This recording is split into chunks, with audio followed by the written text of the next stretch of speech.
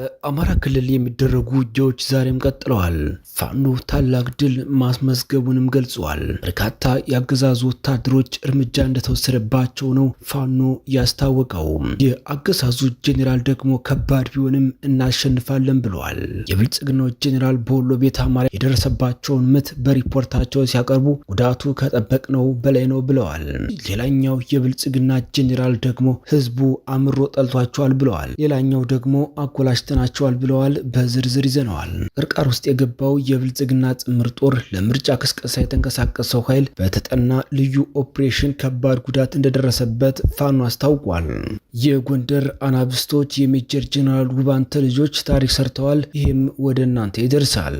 ጄኔራሉ የቁም እስረኛ መሆኑ ተነግሯል። የአምባገነኑ አብይ አህመድ የግል ጄኔራል አንዱ የሆነው ቁም እስረኛ መሆኑ ተነግሯል። በሌላ በኩል የአገዛዙ ወታደሮች ከነሙሉ ትጥቃቸው ፋኖን መቀላቀላቸውን ቀጥለዋል። እስከ መጨረሻው ድረስ አብራችሁን ከቆያችሁ ወደ እናንተ ይደርሳል። ሰላም ጤና ይስጥልኝ። የተወደዳችሁና የተከበራችሁ በመላው ዓለም የምትገኙ የሚዲያችን ቤተሰቦች እንደምንቆያችሁን አሁን ለሰዓቱ መደመጥ ያለባቸውንና ትኩረት የሚሹ በርከት ያሉ መረጃዎችን ይዘን ቀርበናል። እናንተም እስከ ዝግጅታችን ፍጻሜ አብራችሁን እንድትቆዩን በአክብሮት እየጋበዝን አሁን በቀጥታ ወደ ዝርዝር መረጃዎቹ እናልፋለን።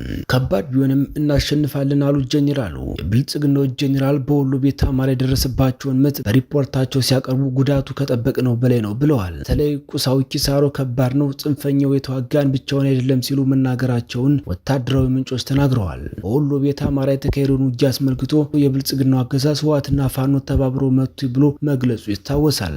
104ኛና 105ኛ ኩሮች አህዶችን ይዘው በሁለት ግንባሮች ያካሄዱት ውጊያ በብልጽግናው ጦር ላይ ያደረሰው ኪሳራ ለአስቸኳይ ስብሰባ ያስቀመጣቸው የብልጽግና ጄኔራሎች የደረሰብን ኪሳራ ከባድ ቢሆንም ማሸነፋችን አይቀርም ሲሉ ተናግረዋል። ሰብአዊና ቁሳዊ ኪሳራው ከባድ ነው ሲሉ በሪፖርታቸው ይፋ ያደረጉት ብልጽግናው ሰራዊት 11ኛ እዝ አመራሩ አዲስ የውጊያ ክለሳና የዘመቻ ግምገማ ማውጣታቸውንም አስታውቀዋል። የአማራ ፋኖ ብሔራዊ ንቅናቄ ወሎ አማራ አጼ ምኒልክ እዝ በበኩሉ በዚህ ቀጠና የገባው የአገዛዙ ሰራዊት እንዳይነሳ ሆኖ የተመታው አከርካሪውን ሰብረነዋል፣ መነሻም አይኖረውም፣ ጭሩይ ቀጠና ለጠላት መቃብር ሆኖ ይቀጥላል ብለዋል። በተንታ ግንባር በተካሄደው ተጋድሎ በበኩሉ በአምስት አቅጣጫ የገባውና በመካነ ሰላም ግንባር በተካሄደው ሌላኛው ውጊያም የስርዓቱን ጦር ከፍተኛ ውድመት አድርሶበታል ሲል የአጼ ምኒልክ ኮር የህዝብ ግንኙነት መምሪያ አስታውቋል። ሌላኛው ወታደራዊ አዛዥ ደግሞ የፋኖ ኃይሎችን ህዝቡ አምርሮ ጠልቷቸዋል ሲል፣ ሌላኛው ደግሞ አኮላሽተናቸዋል ይላሉ።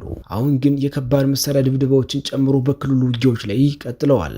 ለ3 ዓመታት ተመሳሳይ ድርሰት የሚያነቡ ወታደራዊ አዛዦች ባሉበት የመከላከያ ሰራዊትና በፋኖ ኃይሎች መካከል የሚደረገው ውጊያም በእነዚህ ጊዜያት ሁሉ የቀጠለ ነው። ሰሞኑ በወታደራዊ አዛዦችና የብልጽግና ማሽን በኩል የሚቀርቡ ተደጋጋሚ ንግግር ደግሞ ጠፍቷል፣ ተደምሷል፣ ተንኮላሽቷል፣ ተጠልቷል ወዘተ የሚሉ ናቸው። በጎጃም ቀጠና የተሰማራው ሰራዊት አዛዥ ውስጥ አንዱ የሆኑት ሜጀር ጄኔራል አዲሱ መሐመድ የፋኖ ኃይሎች በህዝቡ በጣም የተጠሉ ናቸው ሲሉ ትናንት ተናግረዋል። አሁን እንዲህ የሚሉት እኚህ ወታደር አዛዥ ከጥቂት ሳምንታት በፊት ግን ህዝቡ ቀንበርም ተሸክሞ እነዚህን ኃይሎች አስቁምልን እያሉ ሲጠይቁ መደመጣቸው የሚዘነጋ አይደለም። ሌላኛው ወታደራዊ አዛዥ ደግሞ የሰሜን ምስራቅ እዝ አዛዥ ሌተናል ጄኔራል አሰፋ ቸኮል ናቸው። እነዚህ ወታደራዊ አዛዥም ትናንት ባከናወነው የጥምረት ስራ የታሪካዊ ጠላቶች ተልዕኮ ፈጻሚዎችን ሴራቸውን አንኮላሽተናል ይላሉ። እኚህ ወታደራዊ አዛዥ ይህን ቢሉም እንዴት ሁሉ እዝና ሰራዊት በአማራ ክልል አሰማርተን ማሸነፍ ተሳነን የሚለው ንግግራቸው ግን የቅርብ ጊዜ ነው። እነዚህ ወታደራዊ ጦር አዛዥ ግን ይህን ይበሉ እንጂ በሰሜን ወሎ ዞን አዲስ ቀኝና አማያ ተብሎ በሚጠሩ አካባቢዎች ከባድ መሳሪያ ድብደባን ሲፈጽሙ ውለዋል። በጋዞ ስቴሽንና በዋድላም በርካቶችን ለጉዳት የዳረጉበትን የተኩስ ልውውጥን አከናውነዋል። እየተዋጉ ሰላም ነው፣ እየገደሉ ለሀገራችን ስንል የሚለው ማብራሪያ ግን አገዛዛዊ ሆኖ ቀጥሏል። በሌላ በኩል ጄኔራሉ የቁም እስረኛ መሆኑ ተነግሯል። አምባገነኑ አብይ አህመድ የግል ጄኔራል አንዱ የሆነው አለምሸት ከስምሪት ክትትል ውጭ መደረጉ ታውቋል። ቅርቃር ውስጥ የገባው የብልጽግና ጥምር ጦር ለምርጫ ቅስቀሳ የተንቀሳቀሰው ኃይል በተጠና ልዩ ደፈጣ ከባድ ኪሳራን አስተናግዷል። አፋብን ሰሜን አማራ ቀጠና በላይ እዝ ሜጀር ጄኔራል ውባንተ አባተ አንደኛ ኮር በጉና ክፍለ ጦር ስር አርበኛ ገብረ መስቀል ደርብ ብርጌድ የጦር መሐንዲሶች ታላቅ ድል ሲጎናጸፉ ውለዋል። ሚያዝያ 16 2018 ከደብረ ታቦር ከተማ ወደ አለምበር ከተማ ለምርጫ ቅስቀሳ እንቅስቃሴ ያደረገው የአብይ አህመድ ታጣቂ ኃይል ካድሬውን ጨምሮ ከአለምሳጋ እስከ ወጂ በተደረገ አውደ ውጊያ በርካታ ኃይሉን እስከ ወዲያኛው አሸኝቷል።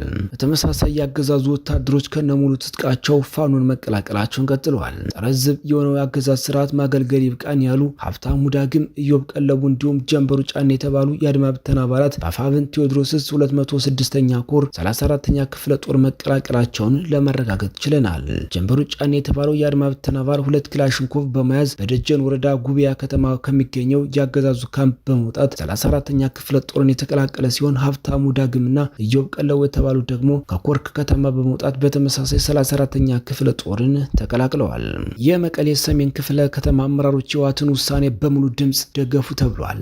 የመቀሌ ከተማ ኮሚኒኬሽን ጉዳዮች ቢሮ ባሰራጨው መረጃ የሰሜን ክፍለ ከተማ አመራሮች ዛሬ ባደረጉት ስብሰባ የህወሓት ማዕከላዊ ኮሚቴ በህዝብ የተመረጠው መንግስት እንዲመለስ ያሳለፈው ውሳኔ በሙሉ ድምጽ ደግፈዋል ብሏል። እንደ መረጃው ከሆነ ለዚህ ውሳኔ መሰረት የሆነው ጽሑፍ ያቀረቡት የክፍለ ከተማ ዋና አስተዳዳሪ አቶ ሙልጌታ ገብሩ ነበሩ። በጽሑፋቸው በህወሓትና በኢትዮጵያ መንግስት መካከል የተደረገው ጦርነት በፕሪቶሪያው ስምምነት ላይ ተደርጎ ጊዜያዊ አስተዳደር ተቋቁሟል ያሉት አቶ ሙልጌታ ሲቀጥሉም ሰላም ሲባል በህዝብ የተመረጠው ምክር ቤት ፈርሶ የተቋቋመው ጊዜያዊ አስተዳደር ኃላፊነት መወጣት አልቻለም ብለዋል። ጨምረውም በፕሪቶሪያው ስምምነት መሰረት ጊዜያዊ አስተዳደር ሲመሰረት ሁሉም ሰው ተስፋ ቢያንስ በትግራይ ውስጥ ያሉ ችግሮችን ሙሉ በሙሉ የሚፈታ አስተዳደር እንደሚኖር ነበር። ሆኖም ግን ጊዜያዊ አስተዳደሩ ባለፉት 3 ዓመታት ተፈናቃዮችን የመመለስ ስራ አልሰራም ብለዋል። የትግራይ መሬት በጠላቶች እጅ ነው ያሉት አቶ ሙልጌታ ከዚያም አልፎ አሁን ላይ መድኃኒት፣ የመንግስት ሰራተኛ የደሞዝና ነዳጅ ላይ ክልከላ መጣሉን አስታውቀዋል። ማስከተልም ስለዚህም የፕሪቶሪያው ስምምነት ተጥሷል፣ ትግራይን ህዝብ ትግል ህልውና ሊመራ የሚችል መንግስት ሊኖር ይገባል በማለት መግለጻቸውን ያስታወቀው ኮሚኒኬሽን ቢሮ በዚህ ላይ በተሰጠው ድምጽ ውሳኔ በሙሉ ድምጽ ድጋፍ ማግኘቱን አስረድቷል።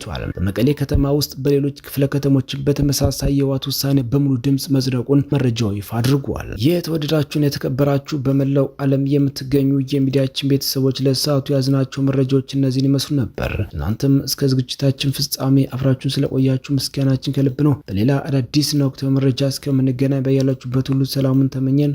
ጤና ይስጥልን።